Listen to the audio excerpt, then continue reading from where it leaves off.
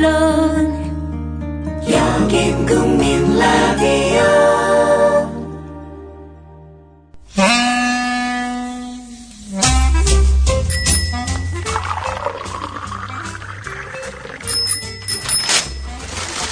아침 신문 귀로 읽으세요. 김영민의 조간 브리핑. 안녕하세요. 전창걸입니다. 술 마신 다음날 새싹당 콩차 한 스푼을 뜨거운 물 1리터에 우려서 마셔보세요. 한 30분 지나면 내가 어제 과음한 사람이 맞나 의심이 들 정도로 숙취 해소에 도움이 됩니다. 첫 번째 제품 가격에 부담 느끼시는 분들 계셔서 이번에 포장 비용을 줄이고 부담도 줄인 새싹당 콩차를 새롭게 출시합니다. 인터넷 다음에서 새싹당 콩차를 검색하시고 전창걸.com으로 오세요. 전화문의는 070-8635-1288, 070-8635-1288로 전화주시면 되고요. 인터넷 판매는 언제든지 전화문의는 업무 시간에 해주시기 바랍니다. 왜 너만 멀쩡해? 다른 대로 돼? 똑같이 3차를 달렸어. 삼겹살에 소주로 시작하고 호프로 2차 가고 마지막 포장마차까지. 다들 정신을 못 차리는데 왜 너만 멀쩡한 거야? 다른 대로 돼!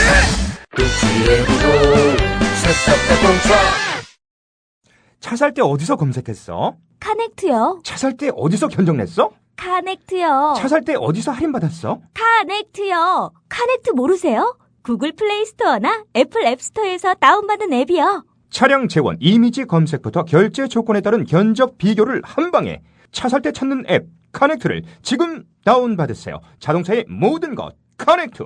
넥트 카넥트. 살균 탈취제 요즘 많죠. 향기도 다양하고 성분도 다양한데 우리 아이들 방에 그냥 뿌리기에는 마음이 좀 걸려요. 향기는 좋은데 안심해도 되는 건가요?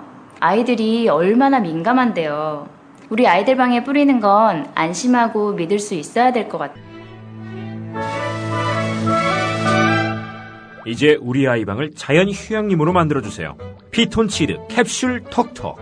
강력한 천연 항균은 기본. 피톤치드의 향기로움을 더해 기억력과 집중력을 향상시킵니다. 베개의 톡톡, 이불의 톡톡. 피톤치드와 함께 편안한 잠자리 톡톡. 검색창에 네이처 아이를 검색해보세요. 전국 약국에서도 판매 중입니다. 냄새 좋지? 엄마, 냄새 좋아. 네, 11월 17일 월요일자 아침신문 주요 기사 살펴보겠습니다. 김영민 PD의 조간 브리핑입니다. 안녕하십니까? 네, 안녕하십니까? 예. 조선일보 일면이 오늘 첫 기사입니다. 예. 원코리아 뉴라시아 자전거 평화 대장정. 예. 이 행사 관련한 소식. 오늘 조선일보 일면 보면은 이게 6단 통으로 일면 톱으로 나왔고요. 예. 1면부터 5면까지 이 기사가 꽉 찼고요. 6면까지 관련한 내용들이 차지하고 있습니다.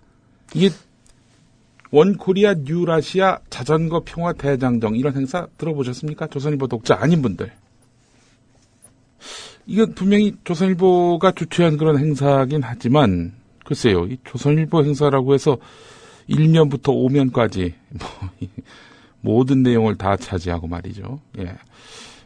자사 행사라서 특별히 열심히 보도하는 거야 이해할 수 있겠지만 이게 좀 과도하지 않나라는 생각을 해봅니다. 예. 제목은 이렇습니다. 사진 위의 제목은 통일이 달려왔다. 예. 예.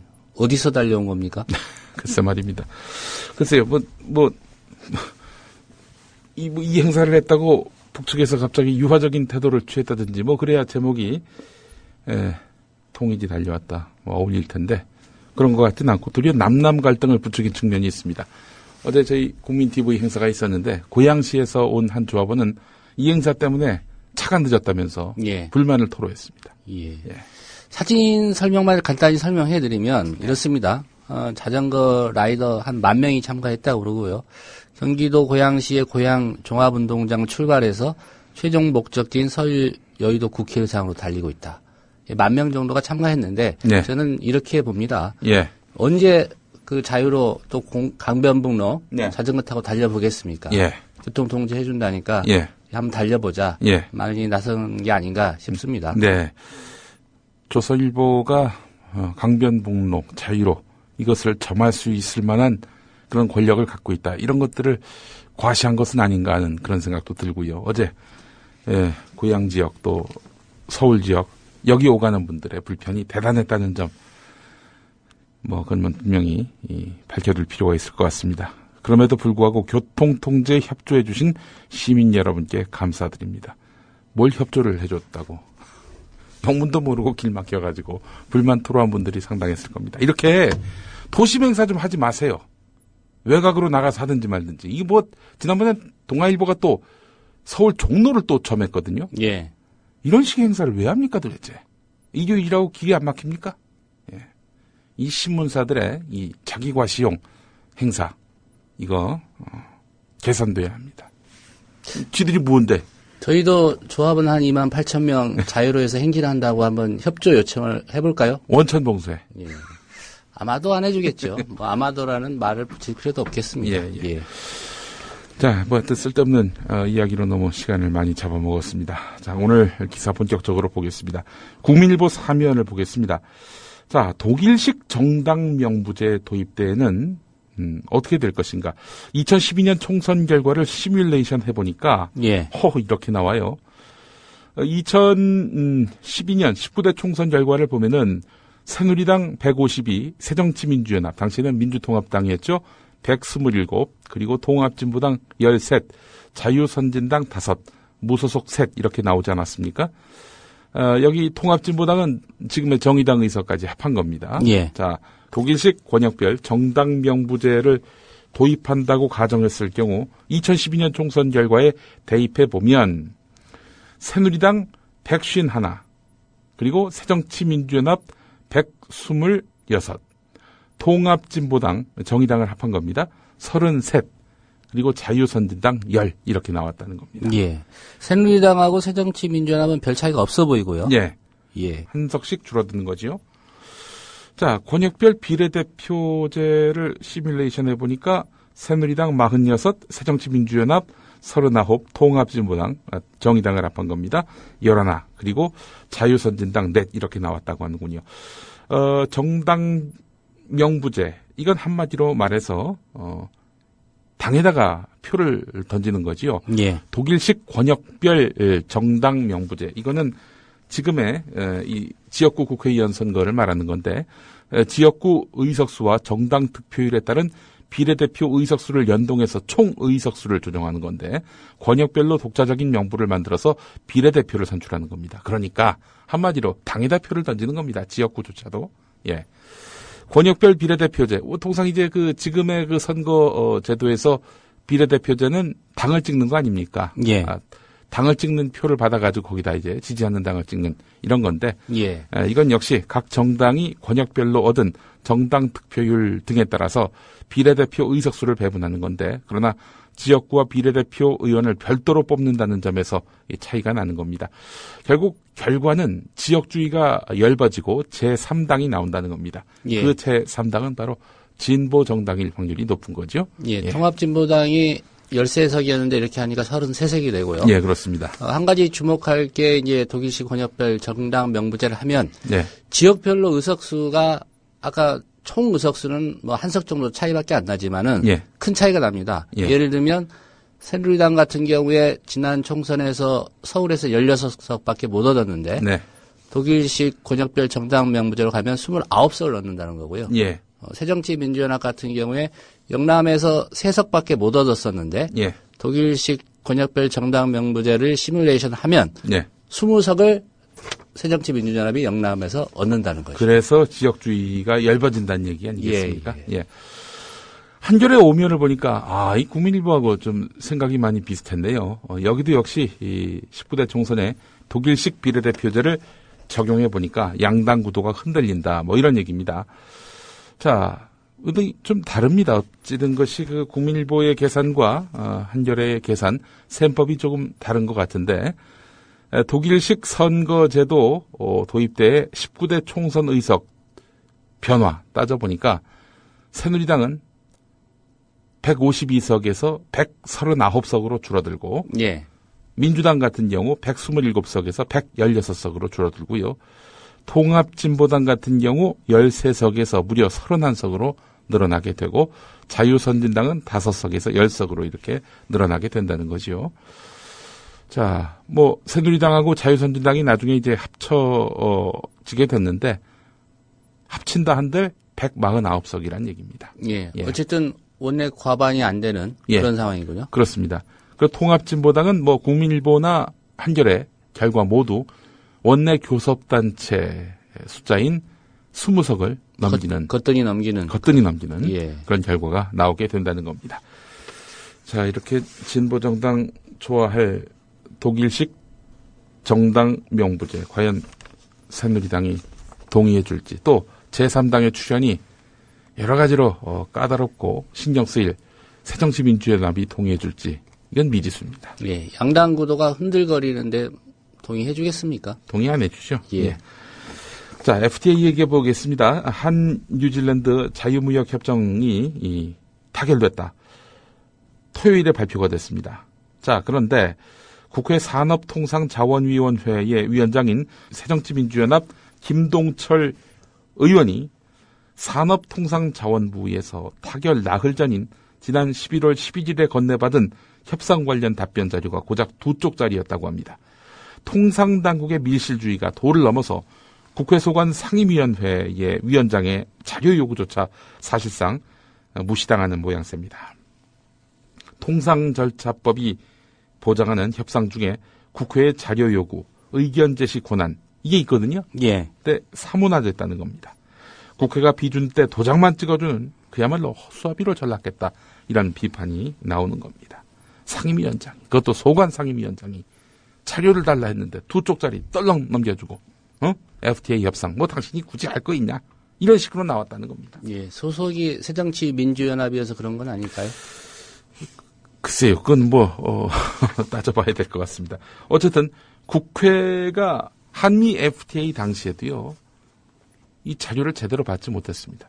한참 후에나 와서 보십시오. 와서 보시라고 해서 가봤더니 메모 안 됩니다. 캡처 안 됩니다. 프린트 안 됩니다. 그냥 보십시오. 봤더니 다 영어예요. 그 수십 페이지 이러고요.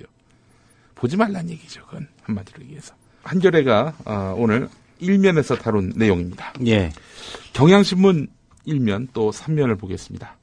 한 뉴질랜드 FTA 협상 5년 5개월 만에 타결이 되면서 호주, 캐나다, 뉴질랜드 등 영연방 3개 나라와 FTA를 마무리했는데 한국의 14번째 FTA 체결이라 하겠습니다. 자, 그런데 이번에도 역시 공산품은 얻고 농업을 내준 그런 편향적인 FTA라는 평가입니다.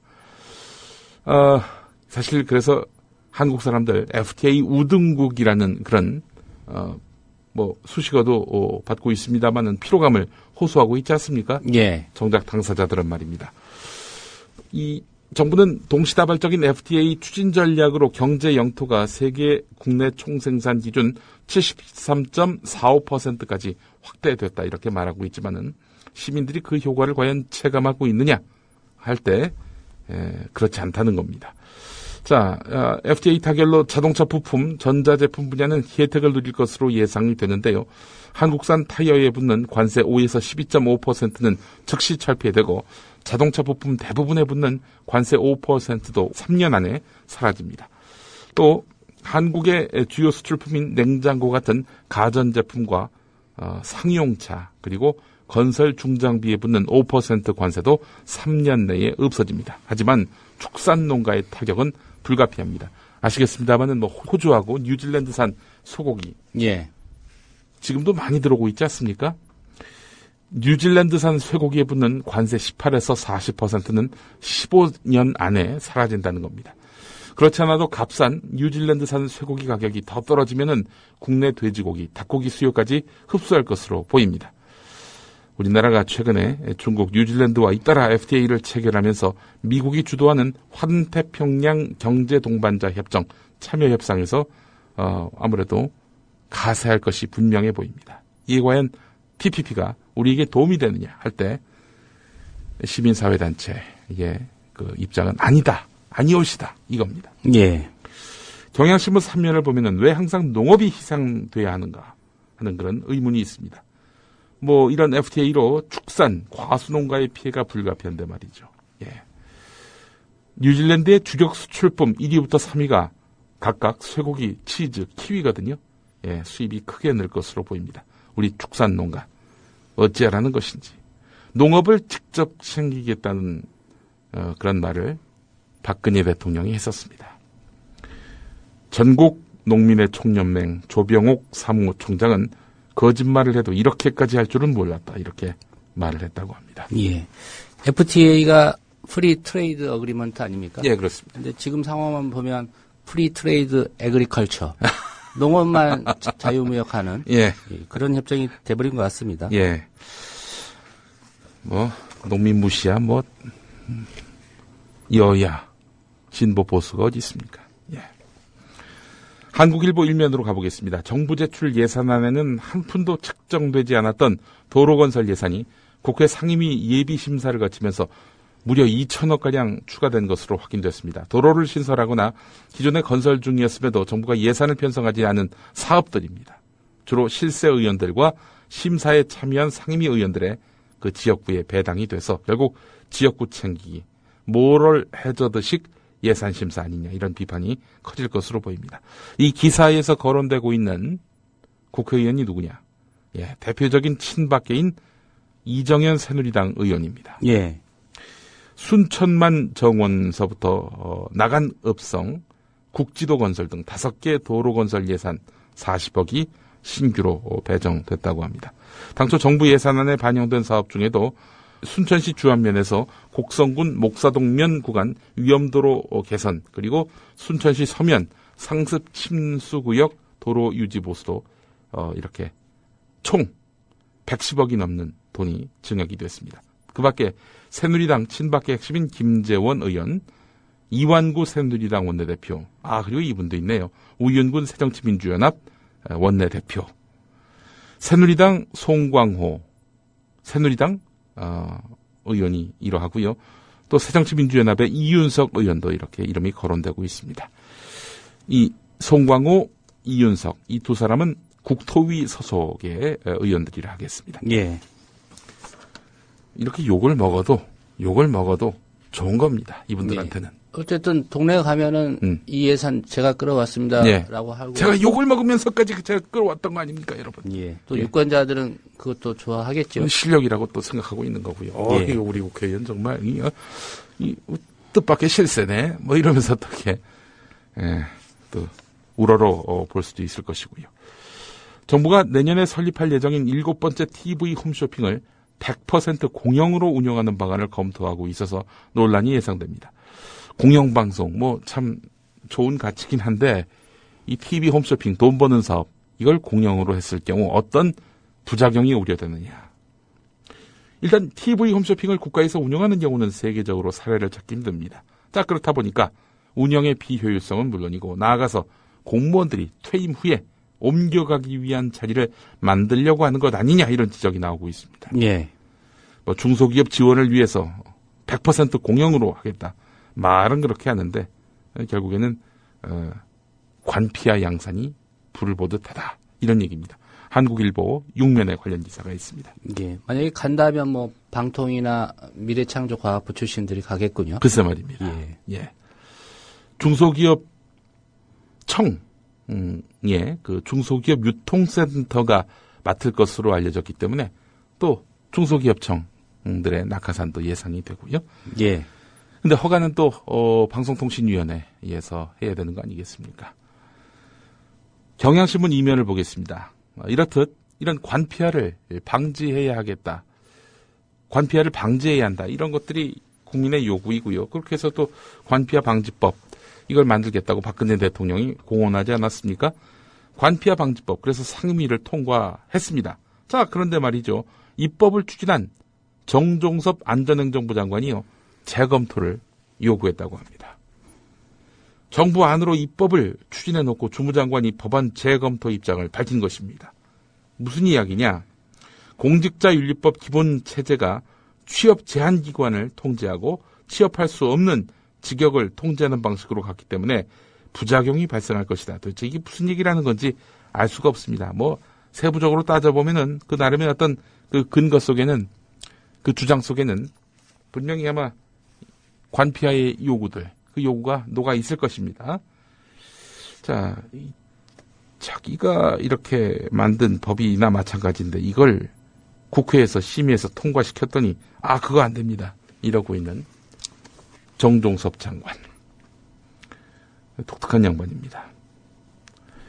자, 그리고 조영재 금융감독원 부원장 장녀 결혼식이 있었는데요. 예. 경향신문 기자가 가봤던 모양입니다. 와, 대단했다고 합니다.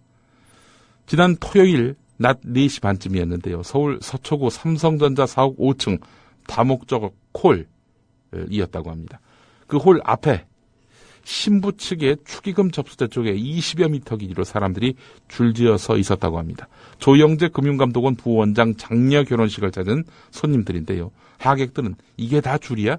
사람 정말 많다. 이런 말을 하면서 접수 차례를 기다렸습니다. 오후 5시 결혼식이 시작되니까 두 줄로 이 행렬은 늘어났는데요. 자, 이 식장과 로비에 600여 명, 지하 1층 피로연 식당 두 곳에는 50여 명의 축하객이 모였는데 상당수는 금융계 인물들이었습니다.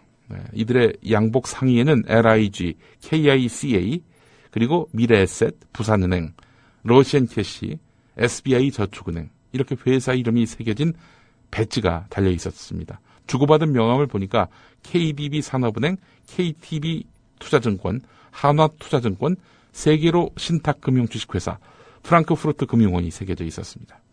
SGI 서울보증 등 회사 이름이 인쇄된 봉투 여러 개 들고 줄을 선 인사들도 보였다는 겁니다. 예.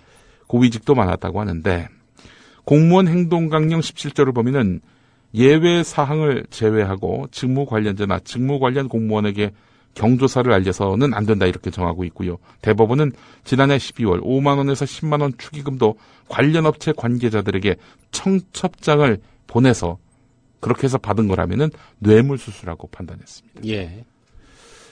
그러자 조영재 부원장은 일부 임원과 동료 몇 사람에게만 알렸는데 어떻게 이렇게 많이 알려졌는지 모르겠다라는 식입니다. 그러면서 알리지도 않았는데 제 발로 찾아오는 사람들을 어떻게 막는가? 이렇게 말하면서 한 점 부끄러운 짓을 한 적이 없다. 화환은 5개만 남기고 다 돌려보냈고 피검기관들에게서 받은 축의금도 모두 돌려보낼 계획이다. 이렇게 말했다고 합니다. 예. 어떻게 다 일일이 계좌번호 물어봐야 되나요?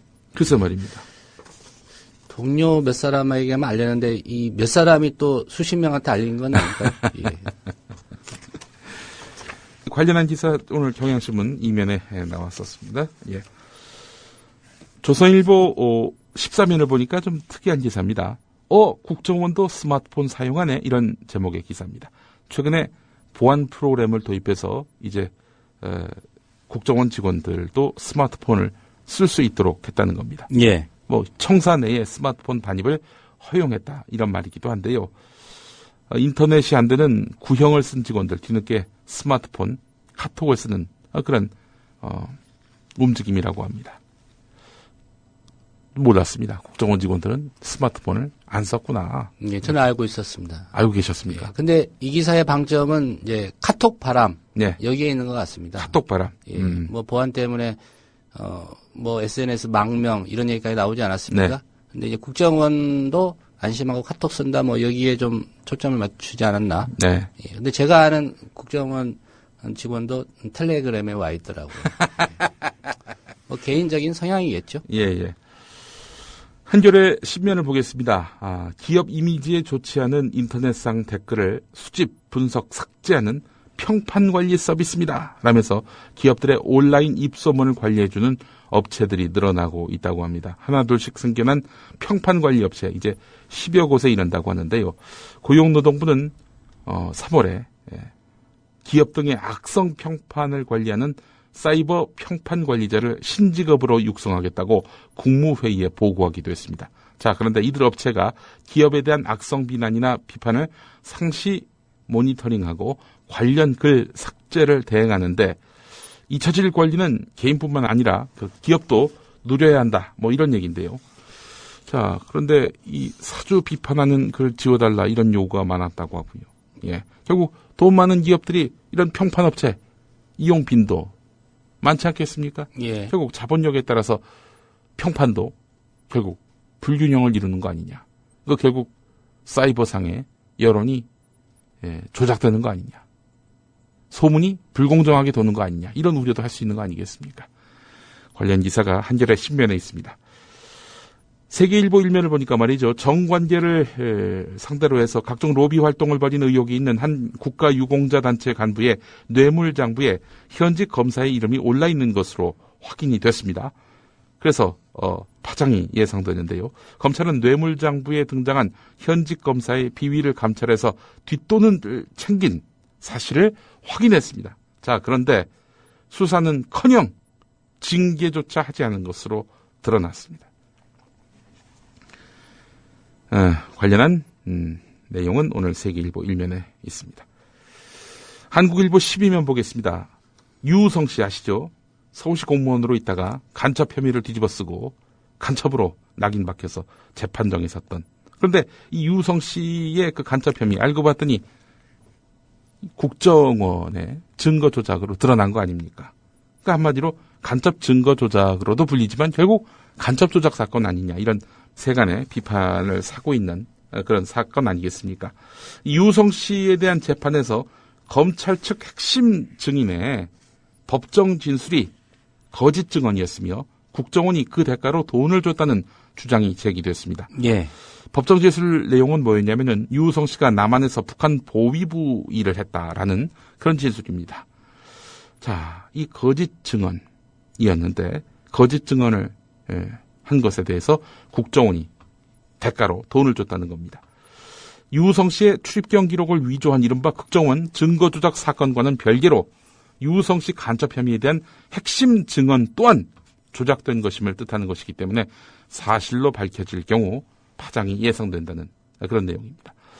유우성 씨 1심 재판의 주요 증인으로 나선 탈북자의 전 남편은 한국일보와의 통화에서 이 탈북자가 유우성 씨 가족에게 안갚음을 하고 간첩 신고 포상금을 받기 위해 허위 진술을 했고 국정원이 이 탈북자의 증언 그리고 언론 인터뷰를 대가로 해서 총 2천만 원을 건넸다고 폭로했는데요. 예.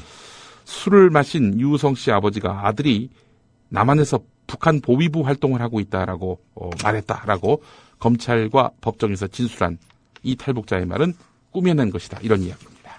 예. 간첩 증거 조작의 또 다른 그런 한 사실이 또 드러난 셈이군요. 예, 그렇습니다. 예. 오늘은 여기까지 해야 될 것 같습니다. 예. 김용민 PD의 조간 브리핑이었습니다. 잘 들었습니다. 예.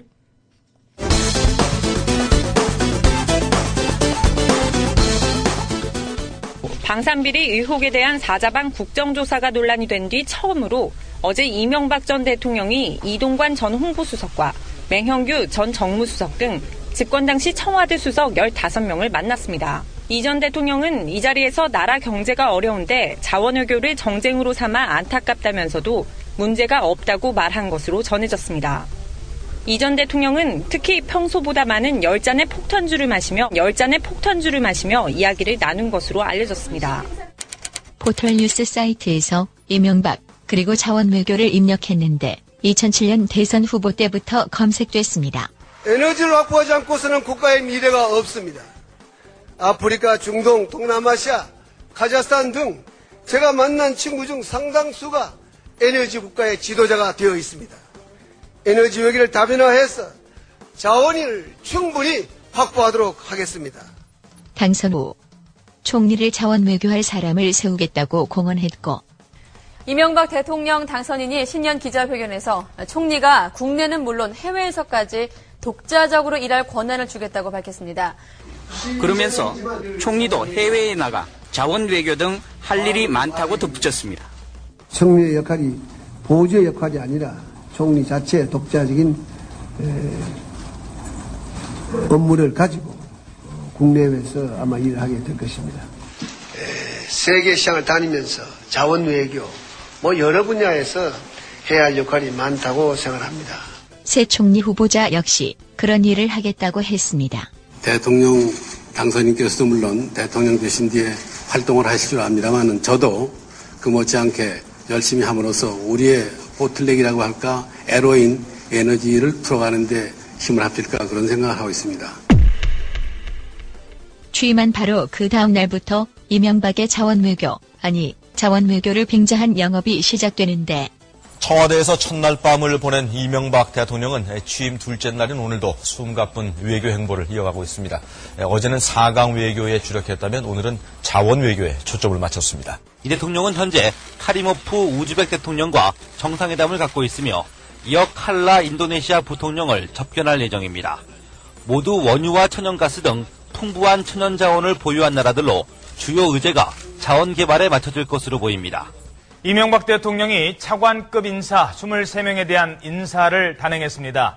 이번 차관급 인사에서 가장 눈길을 끄는 것은 여권 일부 그리고 야권으로부터 공세에 초점이던 박영준 국무총리실 차장의 지식경제부 차관 기용입니다.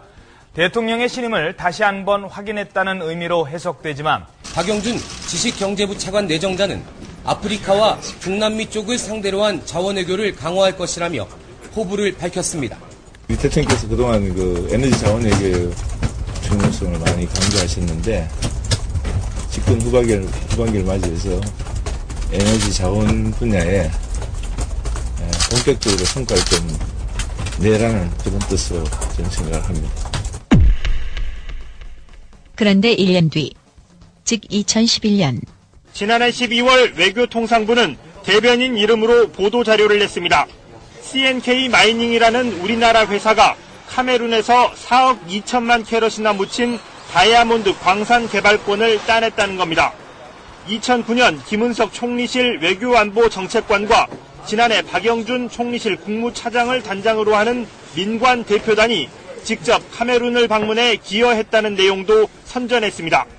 그러자 주가는 급등했습니다. 발표 전날 3,400원 선이던 주가는 16거래일 만인 1월 10일 16,000원을 돌파했습니다. 그리고 이것은 사기극으로 드러나고 올해 4월 다이아몬드 대박을 터뜨렸다던 오덕균 CNK 인터내셔널 대표의 주장은 결국 거짓말로 드러났습니다. 상품성이 있는 다이아몬드는 없었고 수조 원어치 다이아몬드가 묻혀 있다던 광산은 헐값에 팔아치웠습니다. 이 전 대통령은 이 자리에서 10잔의 폭탄주를 마시며 이야기를 나눈 것으로 알려졌습니다. 왜? 불길이 번질까봐?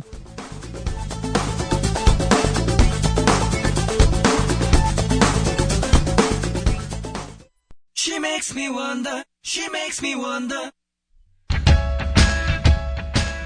김현주 PD가 단독 취재했습니다. 이곳은 공주보 상류입니다. 이미 20일 전쯤 이곳에서 큰빛 이끼벌레의 번식이 확인됐지만 이후 아무런 조치도 취해지지 않았습니다. 국민TV 뉴스K의 막내인 김현주 PD. 하루 4분 리포트를 위해 아침부터 밤까지 열정을 아끼지 않는 그녀. 자신이 하는 일을 설명하는데. 전태일 열사 아시죠? 자기 몸과 노동법전을 함께 태웠던 분 말이에요. 제가 하는 일은 오늘의 전태일에게 마이크를 들이대는 일, 그 일이에요. 미디어 협동조합.